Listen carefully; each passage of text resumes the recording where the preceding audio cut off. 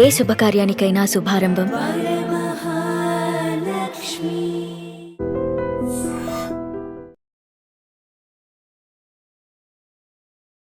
నమస్తే, welcome to I dream talking point with కవిత.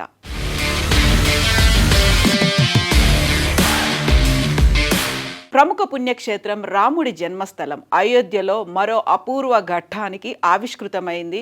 అందులోనూ పూర్తయినటువంటి భవ్య దివ్య నవ్య రామ మందిరానికి కంప్లీట్గా ఒక ధ్వజారోహణం అనేది చేశారు.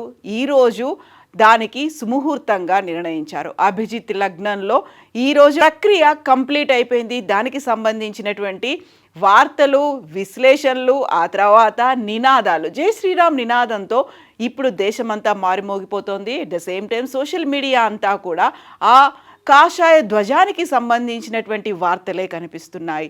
అందులోనూ ధర్మధ్వజంగా చెప్తున్నారు. దాంతో పాటుగా మన ధర్మానికి సనాతన హైందవ చిహ్నంగా దాన్ని భావిస్తూ ఉన్నారు. ఆ కాషాయ ధ్వజారోహణ కార్యక్రమం అనేది పూర్తయిపోయింది. ధ్వజారోహణం చేయడము అంటే ఆ దేవాలయ నిర్మాణం పూర్తి అయిపోయింది అని భావించడం చెప్తూ ఉంటారు. అందులోనూ ప్రధానంగా ఎంతో కాలంగా ఎదురు చూస్తున్నటువంటి నవ్య భవ్య దివ్య రామ మందిరానికి సంబంధించి ప్రక్రియలు కంప్లీట్గా నిర్మాణ ప్రక్రియ పూర్తయిపోయింది. ఆ నేపథ్యంలోనే ఈరోజు దేవాలయం మీద ప్రధానమంత్రి నరేంద్ర మోదీ ధ్వజారోహణం అనేది చేశారు. దానికి సంబంధించినటువంటి వివరాలు అనేవి గర్భగుడిపై కాషాయ వర్ణంలో ధర్మధ్వజాన్ని ఆవిష్కరించారు. సీతారాముల కళ్యాణం జరిగినటువంటి మార్గశిర మాసం శుక్ల పంచమి రోజున అభిజిత్ ముహూర్తంలో ఈ క్రతువు జరగడం అనేది ఒక ముఖ్యమైనటువంటి ఘట్టంగా చెప్తున్నారు. దాంతోపాటుగా 17వ శతాబ్దంలో అయోధ్యలో నిర్విరామంగా 48 గంటల పాటు ధ్యానం చేసినటువంటి సిక్కుల ఆరో గురువు తేజ్ బహదూర్ అమరత్వం పొందినటువంటి రోజు కూడా ఇదే కావడంతో ఇదొక విశిష్టమైనటువంటి రోజుగా భావిస్తున్నారు. 2020 ఆగస్టు 5న ఈ రామ మందిర నిర్మాణానికి సంబంధించి శంకుస్థాపన కార్యక్రమాలు అనేవి ప్రారంభమయ్యాయి. 100 ఏళ్ల పాటు పోరాటాలు జరిగాయి. ఆ తర్వాత కోర్టు కేసులు అయ్యాయి. తర్వాత మధ్యవర్తిత్వం, ఇవన్నీ అయిన తర్వాత 2020 ఆగస్టు 5న మందిరానికి సంబంధించి శంకుస్థాపన కార్యక్రమం అనేది, భూమి పూజ కార్యక్రమం అనేది ప్రారంభమైంది. అయోధ్యలో 2024 జనవరి 22న బాలరాముడి విగ్రహానికి ప్రాణ ప్రతిష్ఠ అనేది జరిగింది. సో ఈ రోజుతో నవంబర్ 25, 2025న ఆ నిర్మాణం కంప్లీట్ అయిపోయినట్టుగా ధ్వజారోహణ అయితే చేశారు. రామలల్ల ఆలయంపై ఏర్పాటైనటువంటి ఈ ధ్వజారోహణం అనేది, అందులో ఈ ధ్వజం కాషాయ ధ్వజం త్రిభుజాకారంలో ఉంది. 10 అడుగుల ఎత్తు, 20 అడుగుల పొడవుతో ఉన్నటువంటి ఈ దీనిపై జెండాపై మన ఆధ్యాత్మిక చిహ్నం అనేది ఓం అనేది కనిపిస్తోంది. దీంతో పాటుగా సూర్య గుర్తు అనేది ఉంది. సూర్యుడిలోనే ఓం అనేది కనిపించడం అనేది, సో సూర్యవంశానికి రఘుకుల తిలకుడైనటువంటి రాముడికి గుర్తుడుగా సూర్యుడిని కూడా అందులో ఏర్పాటు చేశారు. దీంతో పాటుగా కశ్యప మహర్షి మందార పారిజాత వృక్షాలని కలిపి సృష్టించినటువంటి కోవిదార వృక్షం, దీంతో ఈ ధ్వజం అనేది తయారైంది. దానికి సంబంధించినటువంటి ప్రస్తావన అయోధ్యాకాండలో కూడా వర్ణించినట్టుగా వాల్మీకి మహర్షి అందులో వర్ణించారు అన్నట్టుగా చరిత్ర పరిశోధకులు కూడా చెప్తున్నారు. దీనికి సంబంధించి ఈ కంప్లీట్ జెండాని అహ్మదాబాద్లో ఉన్నటువంటి ఒక పారాచూట్ కంపెనీ అయితే తయారు చేసింది. చెక్కు చెదరకుండా ఉండేలా దీనికి ఉపయోగించినటువంటి ధ్వజానికి ఉపయోగించినటువంటి వస్త్రాన్ని పట్టుదారాలతో తయారు చేశారు. అందులో కూడా సుదీర్ఘకాలం మన్నేలా పారాచూట్ గ్రేడ్, అది చాలా థిక్ క్వాలిటీ అనేది ఉంటుంది. అటు ఎండకు కానీ ఇటు వానలకు కానీ చెక్కు చెదరకుండా ఉండేలా ఈ ధ్వజానికి దానికి ఉపయోగించినటువంటి వస్త్రాన్ని పారాచూట్ గ్రేడ్ వస్త్రంతో తయారు చేశారు. పట్టుదారాలతో 25 రోజుల పాటు శ్రమించి దీన్ని తయారు చేశారు. రామ మందిర నిర్మాణం పూర్తయిందని చెప్పడానికి గుర్తుగా ధ్వజారోహణ అనేది చేస్తారు. గత ఏడాది జనవరి 22న ఫస్ట్ ఫ్లోర్ అనేది తయారైంది. ఆ తర్వాత ఈ ఏడాది జూలైలో సెకండ్ ఫ్లోర్ అనేది అయింది. ఫస్ట్ ఫ్లోర్లోనేమో రాముడు బాలరాముడిగా దర్శనమిస్తాడు. సెకండ్ ఫ్లోర్లో ఏమో రామ్ దర్బార్ అనేది ఉంటుంది. రాముడు యువకుడిగా ఉన్నప్పుడు తనతో పాటుగా రామ్ పరివార్ ఉంటుంది. సతీ సమేతంగా సోదరుడితో పాటుగా పరమ ప్రియ భక్తుడైనటువంటి ఆంజనేయుడితో ఉన్నటువంటి రామ్ దర్బార్ అనేది సెకండ్ ఫ్లోర్లో ఉంటుంది. రామ మందిరం కంప్లీట్గా పూర్తయినటువంటి రామ మందిరం మీద రామ్ లల్లా ప్రతిష్టాపన అయినటువంటి భవ్య దివ్య నవ్య రామ మందిరం మీద ధ్వజారోహణ ధ్వజారోహణ కార్యక్రమం అయితే ఈరోజు పూర్తయింది. దాదాపుగా 7,000 మంది ప్రత్యేక అతిథులు ఈరోజు ధ్వజారోహణ కార్యక్రమంలో పార్టిసిపేట్ చేశారు. అందులో 100 టన్నుల రకరకాల పూలని దేశవ్యాప్తంగా సేకరించినటువంటి పూలు అక్కడికి చేరుకున్నాయి. ఆలయాన్ని, నగరంలోని మార్గాలని చాలా సుందరంగా తీర్చిదిద్దారు.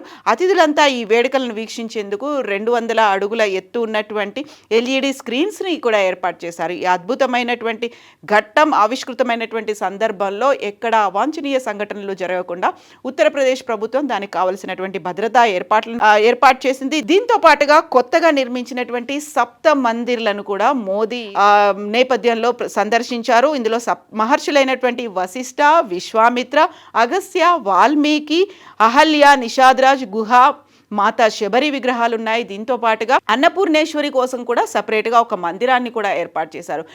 దీంతో కంప్లీట్గా 3 అంతస్తుల్లో ఉన్నటువంటి రామ మందిర నిర్మాణం అయితే పూర్తయిపోయింది. ఈ నేపథ్యంలోనే ప్రధానమంత్రి నరేంద్ర మోదీ అక్కడ ప్రసంగించారు. 100 ఏళ్ల నాటి గాయాలనేవి పూర్తిగా మానిపోయాయి అంటూ ఒక ఎమోషనల్ స్పీచ్ని ప్రధానమంత్రి నరేంద్ర మోదీ ధ్వజారోహణం తర్వాత స్పీచ్లో భాగంగా ఆయన అనౌన్స్ చేశారు. దీంతో 100 ఏళ్ల నాటి గాయాలు మానిపోయాయి. బాలరాముడి ఆలయ శిఖరంపై జెండాను ఎగరవేసిన తర్వాత అదే ఒక ఎమోషన్తో, ఆ సెంటిమెంట్తో ప్రధానమంత్రి నరేంద్ర మోదీ మాట్లాడారు. జై శ్రీరామ్ నినాదంతో తన ప్రసంగం అయితే స్టార్ట్ అయింది. రామభక్తుల సంకల్పం సిద్ధించింది. కోట్లాది మంది కళ సాకారమైంది. శతాబ్దాల నాటి గాయాలు, బాధల నుండి నేడు ఉపశమనం లభించింది. 500 ఏళ్లుగా ఉన్న సమస్య పరిష్కారమైంది. ఈ ఆలయ నిర్మాణానికి సహకరించిన ప్రతి ఒక్కరికి నమస్కరిస్తున్న.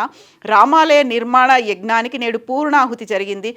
ధర్మధ్వజం కేవలం జెండా మాత్రమే కాదు, భారతీయ సంస్కృతి పునర్వికాసానికి చిహ్నం, సంకల్పం సఫలతకు ఈ ధ్వజం ప్రతీక అనేటువంటి మాటల్ని ప్రధానమంత్రి నరేంద్ర మోదీ తన ప్రసంగంలో చాలా విపులంగా, అందులోనూ ఒక సంతృప్తితో కూడినటువంటి ఒక ఎమోషనల్ స్పీచ్ అనేది ప్రధానమంత్రి నరేంద్ర మోదీ ప్రసంగం కనిపించింది. శ్రీరాముడి సిద్ధాంతాలను ఈ జెండా ప్రపంచానికి చాటుతుంది, స్ఫూర్తి ప్రేరణలను ఇస్తుంది, కర్మ కర్తవ్యాల ప్రాముఖ్యాన్ని ఈ ధ్వజస్తంభం చెబుతుంది అనేటువంటి మాట ప్రధానమంత్రి నరేంద్ర మోదీ తన ప్రసంగంలో వివరించారు. పేదలు, దుఃఖితులు లేని సమాజాన్ని మనం ఆకాంక్షిస్తున్నాం. ధర్మ ధ్వజాన్ని దూరం నుంచి చూసినా రాముడిని చూసినంత పుణ్యం లభిస్తుంది అనే మాట ప్రధానమంత్రి నరేంద్ర మోదీ చెప్పారు. దీంతో పాటుగా ఒక వ్యక్తి పురుషోత్తముడిగా ఎలా ఎదిగాడో అయోధ్య చెబుతుంది. రాముడు కులం చూడడు, కేవలం భక్తి మాత్రమే చూస్తాడు.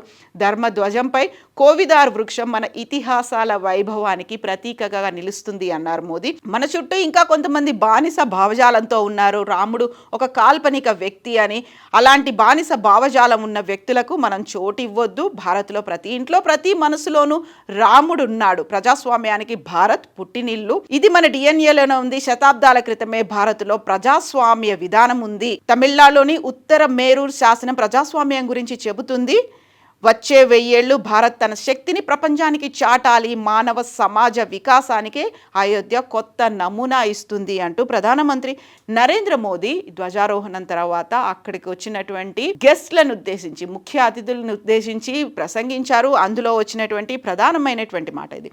సో 2020లో అయోధ్య రామ మందిర నిర్మాణానికి ఒక శంకుస్థాపన అనేది జరిగింది, భూమి పూజ జరిగింది. ఆ తర్వాత అక్కడి నుంచి ఇప్పటిదాకా ఈ భవ్య దివ్య రామ మందిర నిర్మాణం కంప్లీట్ అవడం వరకు జరిగినటువంటి ఒక క్రోనాలజీ కనుక చూస్తే, రామ్లల్లా ప్రాణ ప్రతిష్టాపన ఘట్టం కోసం జనవరి 16, 2024 నుండే పూజా కార్యక్రమాలు అనేవి ప్రారంభమయ్యాయి. బాలాజీ తాంబట్ నేతృత్వంలో, ఒక ప్రముఖ వేద పండితులు, ఆయన నేతృత్వంలో 7 రోజుల పాటు ఇక్కడ మహాక్రతువులు అనేవి ప్రాణ ప్రతిష్టకు ముందు జరిగాయి. ఆ తర్వాత అదే సమయంలో ప్రధానమంత్రి నరేంద్ర మోదీ కూడా అయోధ్య రామ్లల్లా విగ్రహ ప్రాణ ప్రతిష్టకు 11 రోజుల ముందు తను కూడా ఒక దీక్ష తీసుకున్నారు. కఠినమైనటువంటి అనుష్ఠానాన్ని, నియమ నిష్టలు, ఉపవాసంతో ఉన్నటువంటి ఆ దీక్షని 11 రోజుల పాటు ప్రధానమంత్రి నరేంద్ర మోదీ ఆచరించారు. ఆ తర్వాత ప్రాణ ప్రతిష్ఠ రోజు కూడా అభిజిత్ లగ్న ముహూర్తాన్నే సుముహూర్తంగా నిర్ణయించుకున్నారు. అత్యంత శుభప్రదమైనటువంటి అభిజిత్ ముహూర్తంలో, అంటే మధ్యాహ్నం 12:15 నుండి 12:45 వరకు ఉన్నటువంటి ఆ సుముహూర్తంలో ప్రధానమంత్రి మోదీ కర్తగా గర్భగుడిలో 5 ఏళ్ల బాలరాముడి రామ్ లల్లా విగ్రహానికి ప్రాణప్రతిష్ఠ జరిగింది.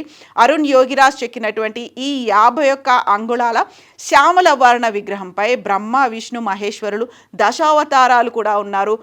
సూర్య చంద్రులు ఉన్నటువంటి ఆ విగ్రహం అనేది శ్యామల వర్ణంలో కనిపించింది. అదే టైంలో దేశమంతా ఒక పండుగ వాతావరణం అనేది కనిపించింది. ఆ తర్వాత 2025 జూన్ 5న రామ్ దర్బార్ ప్రతిష్టాపన జరిగింది. అందులో రామాలయ ప్రాణ ప్రతిష్ఠ మొదటి అంతస్తు నిర్మాణం పూర్తయిన తర్వాత గర్భగుడిలో బాలరాముడి దర్శనం తర్వాత 2nd ఫ్లోర్లో రామ్ దర్బార్ అనేది కొలువైంది. అందులో రాముడు సీత లక్ష్మణ సమేత ఆంజనేయ స్వామి కొలువై ఉన్నారు. ఆ సమయానికి ఆలయ నిర్మాణానికి సంబంధించి అన్ని కార్యక్రమాలను పూర్తి చేసుకుంది. ఇక ధ్వజారోహణానికి ఈరోజు ఒక ఆలయ నిర్మాణం ధార్మిక సంస్థాపనలో చివరి అత్యంత ముఖ్యమైనటువంటి ఘట్టం వేడుక. అది ఆలయ శిఖరంపై ధర్మ ధ్వజాన్ని కాషాయ జెండాని ఎగరేయడం అనేది సో మన ఆలయ ధార్మిక శక్తిని, ధర్మ సంస్థాపన విజయాన్ని, అలాగే దేవాలయం పూర్తయింది అనడానికి గుర్తుగా ధర్మధ్వజాన్ని ఎగరేస్తుంటారు.